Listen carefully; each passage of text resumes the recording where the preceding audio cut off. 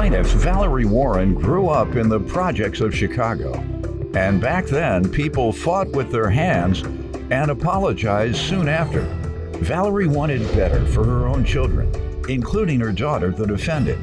But she's suing her because she failed to pay for a car that was in Valerie's name. Defendant Sharday Hood admits Valerie always wanted the best for her, but she still ran the streets when she was younger. However, Sharday turned her life around at the age of 19 after her first child was born. And she feels as though her mother should be more understanding of her situation. All right, give me some background here. Okay, I came from a two-parent home where my mom and my dad always taught me, when we was growing up to provide, for our families, when we have it. My dad worked two jobs. He was in the armed forces, which he was in the Navy. I grew up in Chicago Housing Authority on the west side. In the office? Excuse me? In the office? No, You said in the housing authority. I say I grew up in housing. In the housing authority. Mm-hmm. The housing authority is the administrative office of the projects. You live next So to the you water want me to cooler. say the You project? live next to the water cooler. I grew up in Chicago Housing Authority on the west side. In the office? Excuse me? In the office? No, You said in the housing authority. I say I grew up in housing. In the housing authority. Mm-hmm. The housing authority is I the live administrative there. I live office there. of the projects. Plaintiff Valerie Warren is suing her daughter, who admits that she ran the streets as a teen, despite Valerie's best efforts to keep her on the straight and narrow. Or public housing. Yes, I grew up in Chicago Housing Authority, which it was the projects on Lake Street. I grew up in that neighborhood where I watched the Chicago Stadium turn into the United Center. We grew up with mentors in our life, which we had Chicago police officers that was in our lives, which he's now deceased. His name was Freeman. He worked, I think, out of the district of on Wood Street. Officer Freeman, he worked where? And he worked out of Wood Station, right off from the projects where we live. Wood Station outside. What was the name of the project? Cabrini Green? No, Henry Horner. Henry Horner. Okay. Right off of Lake Street. Yeah. All right. Want to give him his due because he did a good job in the community. That's called community engagement. And he was like a mentor in our lives. And we had I grew up in playing at the Chicago Boys Club, which it was for boys and girls. We was, we had a lot of things going on in the neighborhood as far as when we was growing up, but I still say that it's nothing like today. We fought with our hands, we didn't fight with guns. If we fought, it was always that we went back and apologized and, and we became friends later on, in life. But okay, so you got part of the difference now, and that's guns. The other part is what? In what years did you move? And I was there from birth, which in 1962 I was born there, and we left the projects, I would say, in 1982.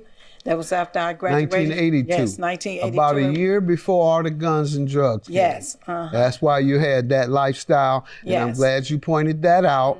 That low wage or poor folks who live in poor communities. Back then, a la good times, that was in a Chicago housing projects or public housing, and you didn't see him engaged in crime, shooting or using drugs. He stuck it out because there weren't as many drugs and guns. Yes. And you hit it right on the head as an explanation as to why these kids are shooting each other. It's not necessarily because of drugs. That's less of a factor than these little beefs and fighting, things that would have occurred with as a fist fight, now is a gun fight. Right. That's what you're seeing, America, in Chicago and in these major cities. How did that occur? Deregulation of guns. Yes. Everybody has guns. Yes. And they end up in the hands of the criminals. Yes. Because the criminals, I'm guilty of that, used to break in the houses of people that we knew had guns. We were crazy enough to break in police houses because we knew the police had guns. So we know their shift, and we bring it out. Yes. I can admit all this now. Time eliminated. All y'all know I'm from what I'm from. Right. So I say that to say it was very hard to get a gun. That's the only way we can get one. Right. Some of my buddies used to break in the gun store. Right. We had a gun shop. They used to go through the roof at night and then get the guns. So it was very difficult. Yes. So it's the dumping of the guns. Like you said, life was all right living in poverty before the guns. Then came crack cocaine. Yes, crack epidemic. Yes, now they're flooding us with opioids. And so that's what we've seen. That's what destroyed what you just heard her describe. That was exactly. And we that wanted to be thugs and hoodlums, all we could do was fight. We had whatever we can do, knife, and if you were the big man, was able to get a hold of a gun. Drugs, sold the weed. Only the big cats sold heroin. Seems like there's always a coincidence between war and drugs. Right. Vietnam War, dumped heroin. Heroin went out of style for a long time, right? It was only crack, right? Mm-hmm. You know when heroin came back? Afghanistan War. And you look it up, don't take my word. Look up President of Afghanistan, who we were friendly and helping. His brother, look it up, New York Times. You'll find an expose where he flooded the world. So folks who like to look at folks in the neighborhood who are desperate for money and will kill the pain of their desperation through the use of drugs or sell drugs out of desperation, fight with guns because of the anger and the hostility that exists when you're suffering from poverty and deprivation and failed school systems. All of that has some exterior forces. Because we were all poor for a while, and you didn't see black folks doing all this until those guns came and the drugs came. And not that it was, I'm not one that says it was a conspiracy. No, it was an opportunity for exploitation. You see an opportunity, you say, they're poor, they're desperate, they're angry, they're sad about their condition, give them some drugs, get that off their mind, and we can make some money too. We can make some money by selling them drugs. That's the main place we need to sell some drugs. Then guns. Want to make some money off guns? You got hostile, angry, violent people living in the conditions that anybody would be angry about, abject poverty. So we got them there. They'll buy some guns. So let's focus selling our guns to them. We can make some money. Kill each other? Fine, good. No problem with us. No. We don't want them to kill each other. Let's create mass incarceration so they can go to prison, come back out and buy some more guns. We don't want to kill our business. Plaintiff Valerie Warren is suing her daughter, who admits that she ran the streets as a teen, despite Valerie's best efforts to keep her on the straight and narrow. Sorry, folks, but I had to teach. Y'all need to know that. And y'all need to thank Miss Warren for bringing that to us. And then thank me for bringing a little clarity to it. Let's thank Ms. Warren. Thank you so much. This is one of the most important things that people need to know in society today, because people are confused. They're confused about the current rash of violence, which is a result of guns, but more so, it's that anger. And guess where that anger is coming from right now? Duh! Pandemic! I've been locked in the house for a year. I'm mad. I'm angry. Not alone. You better not even look at my toe. let alone step on it. Else I'm ready to take this anger out on somebody. I'm ready to explode on somebody. I've been in the house, broke, all these people running around the house. I don't know who got what. It's 6 to the house with 2 bedrooms and 6 of us living there. This is an obligation I have to let society know what I have observed and learned both through scholarship, meaning reading extensively, analyzing, knowing politicians, knowing their mindset, being in these meetings, now being on these Zooms over the course of a year. I know what's happening. And I have to let you all know. And that's what this violence all around America is pent up anger. People are still angry because they haven't been able to return to their lifestyle. And when a person is angry with a gun, they shoot. Mm-hmm. So thank you once again. And you sound like you must have grown up a little more privileged, and I hope so. Tell me about your background growing up. Okay, so my background growing up, I still stayed in Chicago, but as we got like a little older, maybe like 15, I'm 32 now. So like at 15, she ended up moving us to the western suburbs. And like I said, she always wanted the best for us or whatever, but I was still young and wanted to hang in the streets. And instead of me being out Had you lived in the projects until you were 15? No. We didn't stay in the project. Uh-huh. It wasn't that Did you live bad. in a poor area until 15? Yeah, and then she ended up moving us into Lombard, Illinois. Okay. What ages did you live in a poor area? Up into 15. 15, yeah. Like Those 14, are your 15. formative years. And so by the time you moved out, you had already been formed. Yeah. And so, Very yeah, much that's so. why you went out there in the suburbs doing what you used to do because you were who you were back then. Yes. But you had to do a lot to change. And I say that. Everybody is like they are when they're a product of their environment. That is a fact. But you can change. I was a product of my environment. I changed. So it sounds like you may have as well. So you went out there trying to be street like you were in Chicago, but I know what happened. Wasn't nobody else out there trying to be street. And that's the reason why I would run back to Chicago. So I stayed ripping and running until maybe I was like 19. That's when I had my first child. So once I had my first child, that actually changed me. Because the only thing I was thinking about was my kid at the time. Good. So working, taking care of my kids, that's pretty much been it. your life. Yep. How many you have now? I have 2. Okay. They're 12. No, my son is 11 and 12. Yep. Okay. Plaintiff Valerie Warren is suing her daughter, who admits that she ran the streets as a teen, despite Valerie's best efforts to keep her on the straight and narrow. And you're doing all right in terms of your living condition and being able to provide? Yes. Okay, good. And they are doing all right in school? Yeah, they doing okay. Okay, we'll work on that. Okay ain't good enough. I mean, they doing good B? compared to most of B minus? They're doing good. They are. I gotta hear at least a B minus average. They doing good. All right, because you have C students, and if they do real good, they get B minuses. Yeah. So I'm not one that says everybody's supposed to get A's and B's to consider it good.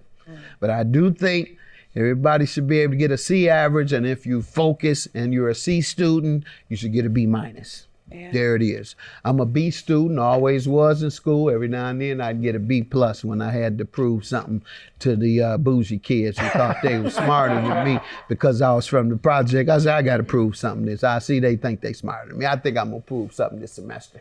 Boom, all A's. Now, y'all understand what it is now? All right, now fine. Y'all get back to that. Let me do what I do. Yeah, you lay off. Right.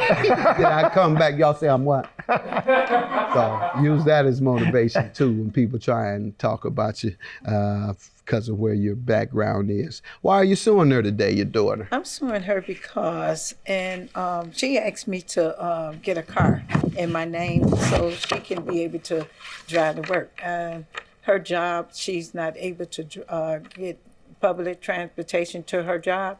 So at first I'm like, no, because I'm already paying for a car already in my name. So she begged me, and I end up giving in. So Was she doing all right with life, and she could afford it at that time? Yes. And was living a productive life? Yes, she was. Well, yeah, you're supposed to. I recommend that. Yes. I'm not telling you what you're supposed to do, but I recommend that parents who have children who are doing their best trying to get started in life, you got to co-sign for something. Yeah. And she, like I say, she asked me, and I said, okay. So we ended up getting a brand new 2017 Elantra by Hyundai, right? And she was paying good on it. I can't say she never missed a payment. She was paying good. I didn't have no worries. Then I get this letter in the mail. I get her calling me, telling me to go down. Her car was repossessed. And I'm looking like, repossessed? And we went down. She wanted to get her things out the car. So, other words, she wasn't going to be paying nothing else to get the car back. So she wanted her things out the car. And we went there. She got her things. I got a letter stating how much she owed on the car and where she was behind. And that I have evidence on page 2 I can show you where she was, making these payments. How much this is currently due? Have you had to pay? The amount was $10,858. $10,000 is what had to come out your pocket? Excuse me? $10,000 had to come out your pocket, or you was liable for? Yes. Plaintiff Valerie Warren is suing her daughter, who admits that she ran the streets as a teen, despite Valerie's best efforts to keep her on the straight and narrow. Young lady, what do you say to this? Well, she knew what I was kind of going through at the time because I was dealing with someone that was helping me out a lot, and they were paying the bills, doing this and doing that. They were? Yes. But we ended up splitting up. So at the time that me and that person split up, it got a little, rough for me because when you're used to somebody doing so much for you, then when you're stuck by yourself, it kind of put me in a position where I had to choose from paying rent to paying car notes. And that's kind of how I kind of fell behind a little bit. So you want to lay the burden on her. She's worked all her life to support you guys, move you all out of inner city poverty and suburbs, and then help you as many parents do and perhaps should. I can't tell certain parents what they should or shouldn't do, but perhaps, and this is the thing she gets. You won't even pursue a way to repay her. That's all I'm holding you accountable for now, is pursuing a way to take care of your family responsibilities. Yes, you need a car for your family, since it's you and the children. Yes, she has provided that opportunity. And secondly, when you got the car, he was still with you? Yeah. Okay. All right. Because I was going to say, why would you get a $32,000 car by yourself and when you just had a man who had money leave? I understand the predicament he put you in. Get out of that predicament. But otherwise, I do have to grant your mother the judgment. Thank you for not lying. And you did a good job. Because you got a daughter who didn't come in here lying, and she did give me a reasonable explanation. That is a very reasonable explanation, but take care of your business. Okay. All right? And Judgment. She's not my only kid. I have 4 kids, 2 with double master degrees. And he been in, my oldest son been in the service. He did his time. Now he have his own business, which is called MOMS, which it stands for Morals Over Money. And he's doing good in it. Yeah. And my daughter, she has her own business. Plus she's doing good. She's in her field where she was in. She's in her field of where Atlanta, where she went to school for her master's degrees. And I want her to go, and do the same. I want her to get her medical license and RN. Because she's a good person, and I know she cares for everyone. She's not good. She where she works now. She's doing a great job. And I felt that. That's why I didn't give her too much of a hard time. Have a good day. Judgment for the plaintiff, 5,000. Thank you for always being there. And I did not try to do that intentionally as far as like not paying a car note or whatever. But I just hope that we can just continue to go forward. We can. You my daughter, and I'm always there for you.